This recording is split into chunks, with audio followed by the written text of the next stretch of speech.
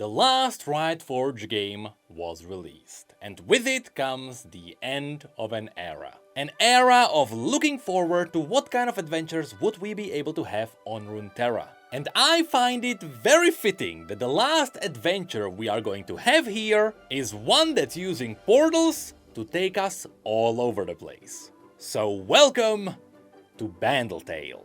Just like pretty much every single one of Riot Forge games, Bandle 2 dabbles in its own niche genre. And this time, we are talking about the realm of casual games. Just like something like Stardew Valley or Animal Crossing. Bandle is all about gathering, farming and crafting, where the main part of the fun comes from the satisfying gameplay loop. And oh boy does Bandle stick the landing there.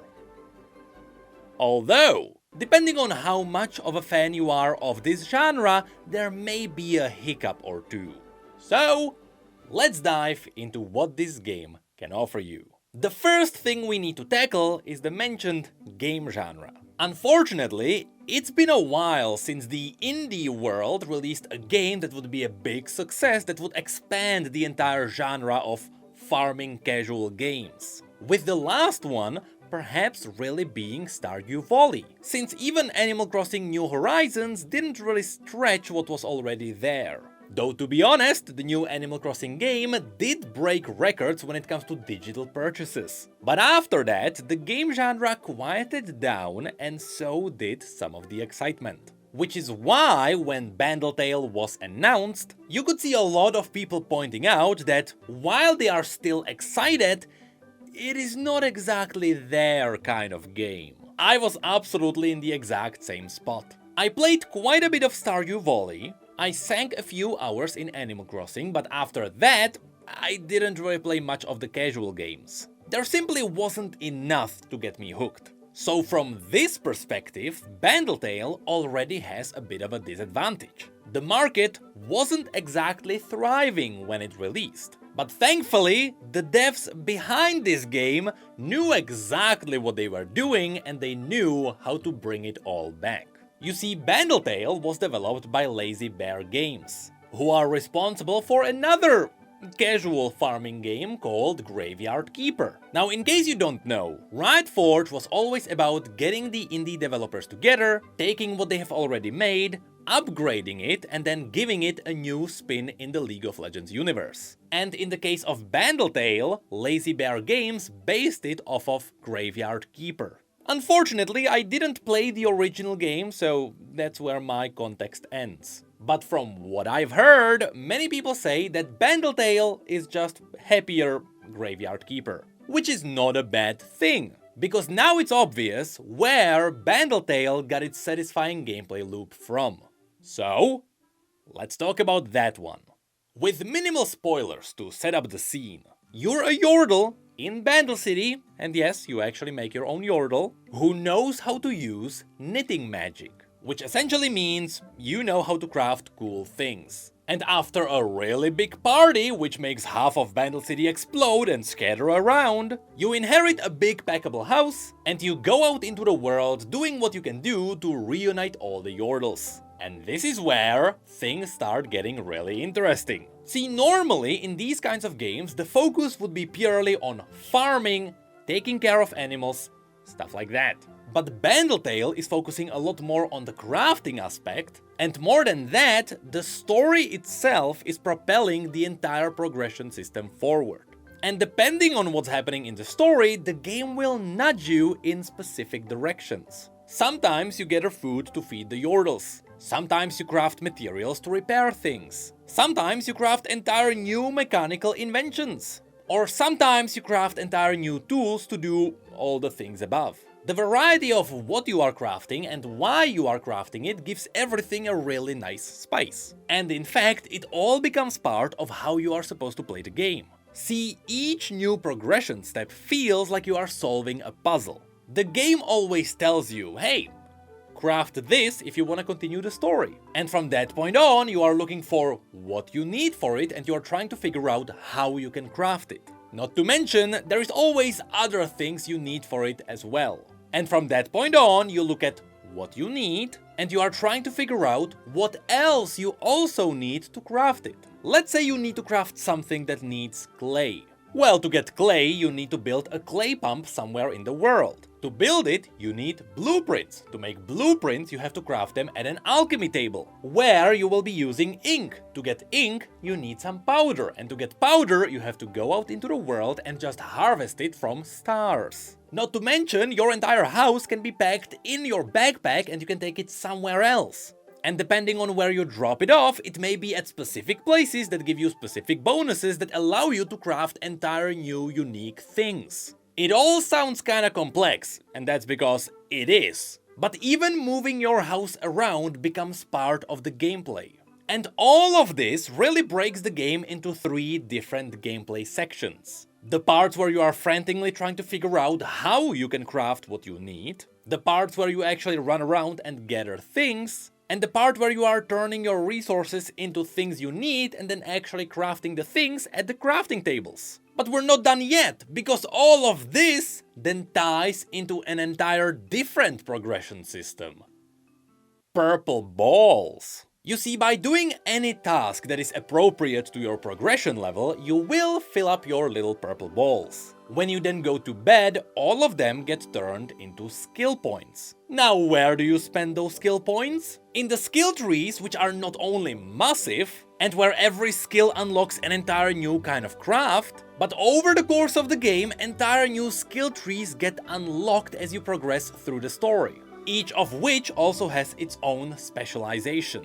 This is what spices up the crafting progression even more, as now you have the choice to choose in which specialization you wanna progress further. Not to mention that all of this becomes another puzzle piece in the sections where you are trying to figure out what and how you can craft. But even with all of this, the basic gameplay loop is still not done.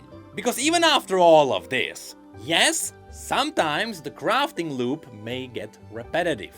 So the game decided to break this by introducing the minigames. That's right, you see, another resource in this game are the stars. This is essentially a currency which you can spend at the shopkeepers to speed up your progression. And in order to get those stars, as well as progress parts of the story, you have to earn it by doing some repeatable minigames. In one, you open up your own place where you are trying to feed as many orders as you can without them losing their patience. In another one, you just throw up a party. You can decide who you wanna invite, you can decide what kind of a party it will be, and you even have to build different attractions for it. And yes, the game also has some smaller activities, such as fishing.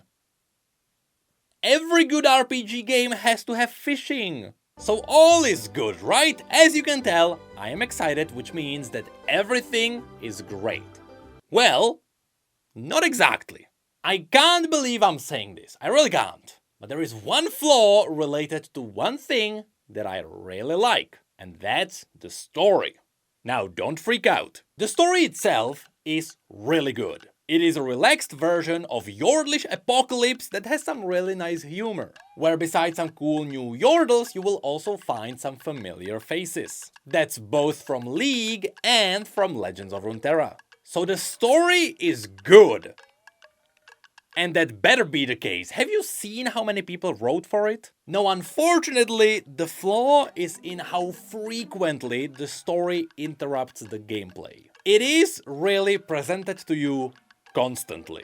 Especially near the beginning, where you can't really craft more than 3 things before the game gives you another really long conversation. This all happens all the way until the game introduces all of the islands to you, after which the game lets go of your hand for a little bit. But even after that, sometimes you just really wanna chill and enjoy the base gameplay loop without thinking about anything. But you keep getting interrupted by more Yordles who shove more of their problems in your face. Now thankfully, all of this gets eased by the great humor.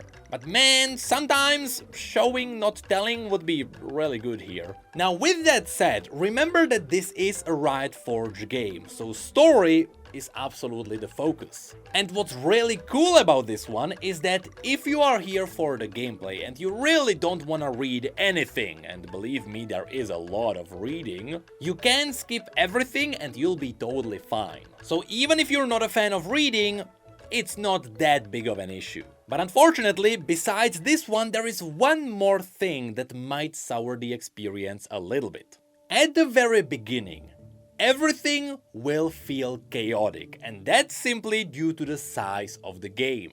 There are systems upon systems upon systems, and there is quite a bit of a learning curve to go through. You will not know what items are craftable and what are gatherable. You will not know how to navigate your quest log. You will not know where to go to progress forward. But as you deal with the frustrating beginning, everything immediately snaps back to place. Now, that's not to say that there is not a tutorial. Pretty much the entire first area of the game is the tutorial. But even after that, the game keeps you giving more and more new things that it's still very easy to get lost. Which brings me to another point. This game is massive. From what people have reported, it takes you about 30 hours to beat the game. And as of me recording this video, I think I am still a little bit less than halfway through. And it really shows. The moment you open up the map, you see all the islands and you see all the subzones, you'll realize you are in for quite a ride.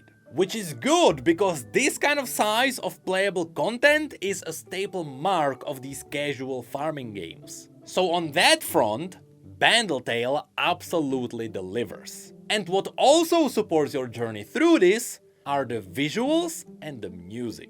While on one side this game may seem to be just another pixel art game, on the other side you'll realize they are utilizing it to its full potential. All the sprites throw a proper 3D shadow. Props will interact with you on a physics level, with all the sprites also seemingly having their own light maps. But most importantly, this game has a proper pixel alignment, which really makes it feel like a retro game. If you combine it all with the magical world of Bandle City, with all the otherworldly creatures, you'll get a charming world that's an absolute pleasure to explore. And yes, as I mentioned, the whimsical and almost comedical music supports everything too, with the leitmotifs of the main theme following you throughout the entire journey.